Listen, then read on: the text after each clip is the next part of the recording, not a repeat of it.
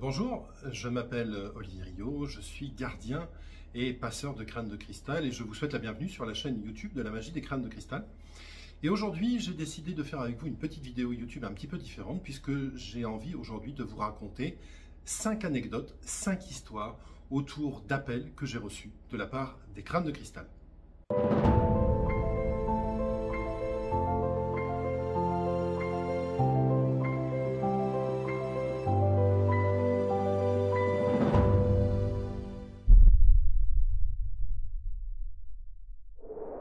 J'ai eu à de nombreuses reprises l'occasion de vous expliquer la manière dont les crânes se sont connectés à moi. Et aujourd'hui, j'ai envie de vous partager 5 histoires un peu différentes, 5 anecdotes autour des appels que j'ai reçus de la part des crânes et de la manière dont ils se sont connectés à moi. Et pour vous raconter la première anecdote, je vous présente ce crâne, qui est en fait le premier crâne avec lequel je me suis connecté, c'est-à-dire le crâne qui m'a permis de devenir gardien. Celui-ci, il est rare que je le montre, tout simplement parce qu'en règle générale, il est plutôt chez moi, on ne le trouve pas à la maison des crânes. Et c'est vraiment le crâne qui est venu à moi le tout premier. Et en fait, j'avais entendu parler des crânes, moi, depuis quelques années, j'avais dû participer à des conférences, je connaissais la légende des 13 crânes de cristal. Pour autant, je n'imaginais pas qu'on puisse devenir gardien d'un crâne, qu'on puisse acheter un crâne. Et puis un jour, en fait, je rencontre par l'intermédiaire d'une amie, un monsieur qui était en possession d'un crâne de cristal relativement petit, avec lequel j'ai fait mes premières expériences vibratoires. Et en fait, il m'a indiqué où trouver, où acheter des crânes de cristal. Et puis quelques mois plus tard, je décide de me rendre dans cette boutique qui effectivement expose un certain nombre de crânes. Et puis en fait, en discutant avec le propriétaire du lieu, il m'invite en fait à venir dans sa réserve où il y a beaucoup plus de crânes. Et en fait, on va passer une grande partie de l'après-midi tous les deux à discuter de l'énergie des crânes, des expériences qu'il a pu vivre lui de son côté avec eux. Et puis, à un moment dans la conversation, je sens dans le dos une espèce de pointe de chaleur qui vient se poser dans le dos au niveau du cœur. Et vraiment, je l'éprouve vraiment comme si on m'avait mis une lampe UV dans le dos qui me chauffe. Et en fait, au moment où je me retourne, je le vois, lui, de loin. Alors, il faut imaginer qu'il est au milieu de 300, 400, 500 crânes différents. Et que c'est vraiment lui que je perçois comme étant celui qui m'envoie cette chaleur au niveau du dos. Et en fait, je le prends entre mes mains. Et là, je vais commencer à sentir vibratoirement des choses absolument incroyables se passer à l'intérieur de moi. À partir du moment où il commence à se connecter à moi, je me sens mais vraiment partir et en fait je vais devenir le gardien de ce crâne qui est vraiment celui avec lequel tout va commencer. Donc ma première anecdote d'appel des crânes, et ben en fait ça a été la chaleur, c'est-à-dire que j'ai senti dans mon dos au niveau du cœur une énorme chaleur qui m'a attiré vers lui et qui fait qu'au moment où je l'ai pris entre les bras, je me suis senti vibratoirement extrêmement déboussolé, complètement, vraiment dans un état vibratoire absolument incroyable. Anecdote numéro 2, avec ce crâne que vous avez déjà eu l'occasion de voir dans certaines de mes vidéos YouTube, puisqu'en fait ce crâne s'appelle Sirius, il est connecté aux énergies de la galaxie d'Orion.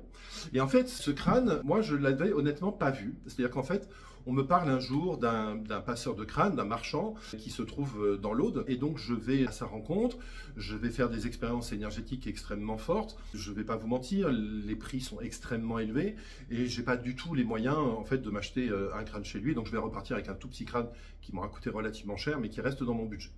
Et puis en fait en rentrant chez moi, dans les jours qui suivent, une nuit, je rêve de ce crâne, voilà, qui me dit « Viens me chercher ».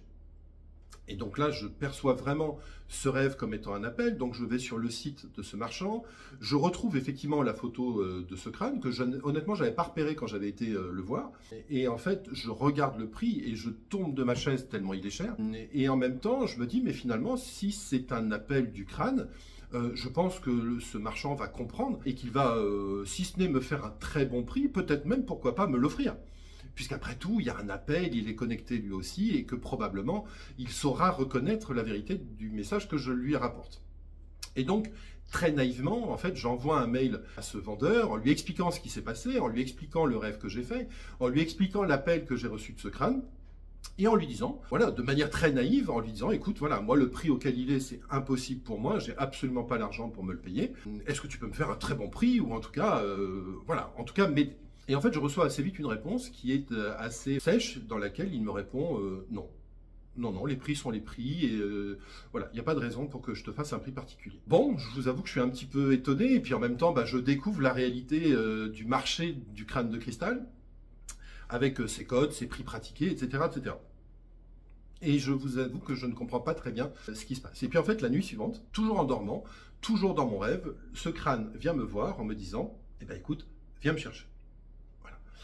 Sauf que là, le matin quand je me réveille, j'ai vraiment ce rêve en perception, sauf que j'ai toujours pas l'argent, hein, évidemment, et que le marchand ne veut pas faire de prix, ni même me l'offrir. Voilà, ce qui aurait été dans ma logique à moi normal, mais évidemment, je comprends tout à fait que il avait besoin de vivre de son activité. Et en fait, je me souviens m'être adressé au crâne, alors comme ça, hein, dans l'univers, dans le monde de l'invisible, et de lui avoir dit, écoute, voilà, t'es gentil, tu veux que je vienne te chercher, mais je n'ai pas le début d'1 € pour pouvoir te payer.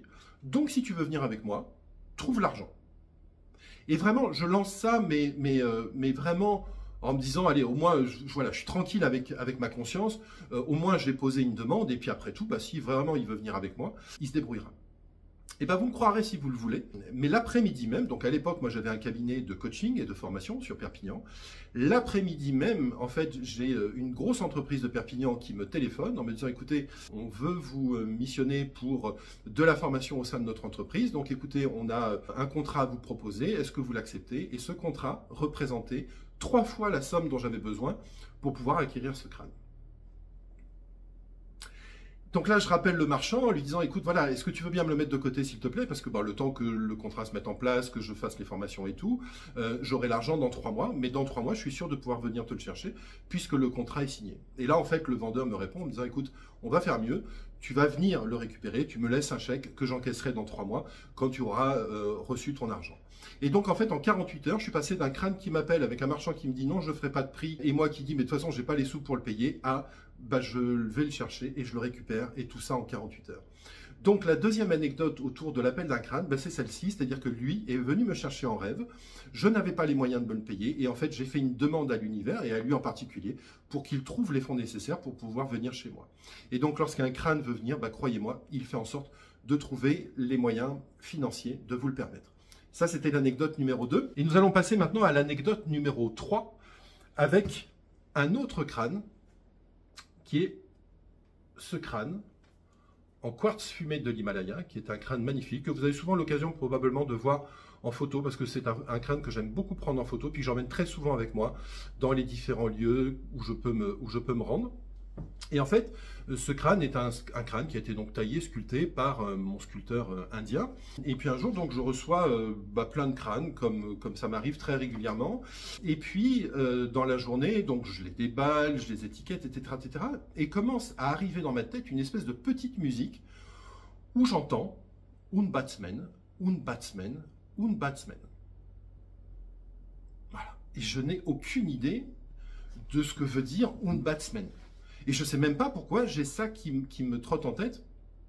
Et cette anecdote est importante parce que c'est quelque chose qui m'est arrivé plusieurs fois avec plusieurs crânes différents.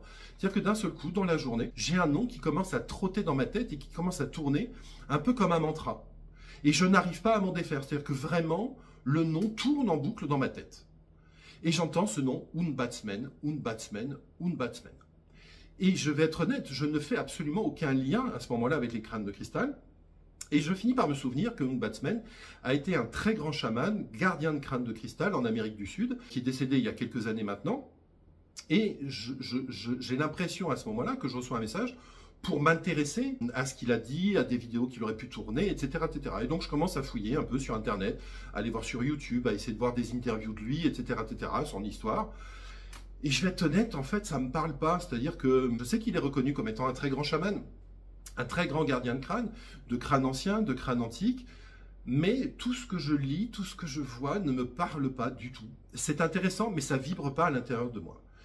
Et en fait, ce nom continue à tourner dans ma tête, mais vraiment, de manière extrêmement forte, presque obsessionnelle. Et en fait, ça va durer comme ça plus de 48 heures, pendant lequel j'ai ce nom qui tourne en tête et qui tourne en boucle dans ma tête. Et puis à un moment, je pose mon regard sur ce crâne, et là, instantanément, la voix s'arrête. C'est-à-dire que je comprends au moment où la voix s'arrête dans ma tête que en réalité ce nom de Un Batsman que j'entends depuis 48 heures, en fait c'est le nom de ce crâne. Et je comprends en même temps que si ce crâne m'a donné ce nom à ce moment-là, c'est parce qu'il veut que je devienne le gardien de ce crâne. Et donc, la troisième anecdote autour d'un appel d'un crâne, eh bien, c'est avec celui-ci qui, en fait, a commencé à se manifester à moi simplement en me donnant son nom et en faisant en sorte que ce nom tourne dans ma tête en boucle et de manière obsessionnelle. Et ça m'est arrivé plusieurs fois avec plusieurs crânes différents. Et en fait, le nom s'arrête de tourner dans ma tête à partir du moment où je pose mon regard sur le crâne et que le crâne, en fait, me signifie son nom. Et donc, en me donnant son nom, il me signifie aussi que j'en suis le gardien. Et donc ça a été effectivement une des expériences les plus compliquées parce que vraiment, au départ, je ne faisais pas le lien entre ce nom que je recevais et puis les crânes. Voilà pour l'anecdote numéro 3. Et je vous propose maintenant de passer à l'anecdote numéro 4 avec ce crâne. Alors ce crâne, probablement qu'un certain nombre d'entre vous le connaissent déjà. C'est un des crânes maîtres qui se trouve à la Maison des Crânes et à l'étage en particulier. Et en fait, c'est un crâne qui est relié aux énergies de Marie-Madeleine. Donc beaucoup, effectivement, sont venus à sa rencontre et ont eu le temps et l'occasion de méditer avec lui. Alors en fait, il faut savoir, pour la petite anecdote, que des crânes reliés à l'énergie de Marie-Madeleine, il en existe plusieurs et que j'ai eu à plusieurs reprises l'occasion de me connecter à certains d'entre eux et que je rêvais depuis très longtemps d'être gardien d'un crâne avec les énergies de Marie-Madeleine. Et pour ne rien vous cacher, j'ai acheté des crânes, j'ai fait tailler, fabriquer des crânes qui pouvaient être des copies de crânes que j'avais déjà vus. J'ai vraiment mis du mental. J'étais dans cet ego qui voulait absolument avoir un crâne de Marie-Madeleine. Et bien évidemment, et vous l'aurez compris pour ceux qui me suivent depuis longtemps et qui ont eu l'occasion de voir mes vidéos, que bah évidemment ça marche pas comme ça. C'est pas parce que je veux que je vais avoir. Alors oui, mon ego, mon désir, mon mental vont faire que oui, je vais avoir un crâne dont j'ai l'impression qu'il va être connecté aux énergies de Marie-Madeleine, mais en réalité, pas du tout. Et puis un jour, en fait, j'ai mon sculpteur indien qui m'appelle en me disant « Écoute, j'ai un souci, j'ai une cliente aux États-Unis qui m'a commandé 5 crânes, mais elle est dans l'impossibilité de les payer. Est-ce que tu acceptes de les récupérer pour toi pouvoir les proposer à la vente ?» Alors, je n'ai pas vu les crânes, je n'ai pas vu les photos, mais j'ai totalement confiance en lui. Et je lui dis bah, « Écoute, oui, bien sûr, pas de souci, tu lui dis qu'elle me les envoie, je les récupère et moi je te les achète. » Quelques jours avant d'aller faire une conférence à Saint-Maximin à Sainte-Baume, donc qui est le lieu de la fin de vie de Marie-Madeleine, en fait, je reçois mon colis avec ces 5 crânes dedans. Donc, je les déballe les uns après les autres. Il y a des crânes très différents. Et puis, à un moment, je commence à déballer le papier qui contient ce crâne-là. Je ne sais pas encore que c'est celui-ci. Et au moment, en fait, où j'ouvre le papier et que je laisse émerger le crâne, en même temps que le papier s'ouvre, j'ai le visage de Marie-Madeleine qui se présente à moi de manière extrêmement forte et puissante et qui me dit « Je suis Marie-Madeleine, je viens à toi ». Et je comprends à ce moment-là que c'est l'énergie de ce crâne-là. Et en fait, ce qui a probablement permis à ce crâne d'arriver, alors d'abord, je pense que ce crâne voulait être avec moi avant que j'aille à la Sainte-Baume pour cette conférence et que nous puissions du coup parcourir la Sainte-Baume, les différentes grottes pour pouvoir se charger des énergies et pour pouvoir se reconnecter avec ce lieu particulier. Et puis surtout, en fait, j'avais abandonné l'idée de vouloir un crâne de Marie-Madeleine. Et en fait, j'avais réussi à mettre de côté mon ego en disant, de toute façon, si un jour il doit venir, il viendra. Et c'est ce qui s'est passé avec celui-ci. Donc voici pour l'anecdote numéro 4. Lui, en fait, il s'est présenté sous la forme d'un visage qui m'a éclaté au visage et avec un nom prononcé qui était « Je suis Marie-Madeleine, je viens à toi ». Et enfin, pour terminer, anecdote numéro 5. Et celle-ci, elle est toute récente, elle s'est produite là il y a moins de 48 heures, donc ça va être l'occasion pour moi de vous présenter ce nouveau compagnon qui est arrivé. Et cette fois-ci, ça ne sera non pas un crâne, mais un dragon. Donc voilà, ce magnifique dragon en quartz légèrement citriné, qui lui vient du Brésil. Alors il faut savoir que, en fait, depuis quelque temps, j'entends l'appel, l'arrivée d'un nouveau stage qui vous sera proposé en fin d'année 2023 et qui sera un stage autour des énergies de Merlin, les énergies de l'alchimie dans lequel on va combiner les énergies de Merlin, du petit peuple, des dragons, de lieux sacrés et que ce stage est en train de se mettre en place. C'est-à-dire que je suis en train d'être informé au fur et à mesure que les jours et les semaines passent de ce stage qui va arriver. Et en fait, il y a quelques semaines, j'ai accueilli avec moi ce crâne. Donc certains auront peut-être eu l'occasion de le voir, qui s'est présenté à moi comme étant le crâne de Merlin. Alors quand on dit le crâne de Merlin, c'est pas le crâne de l'énergie de Merlin, c'est l'énergie du crâne qui accompagnait Merlin, ce qui est quand même assez différent.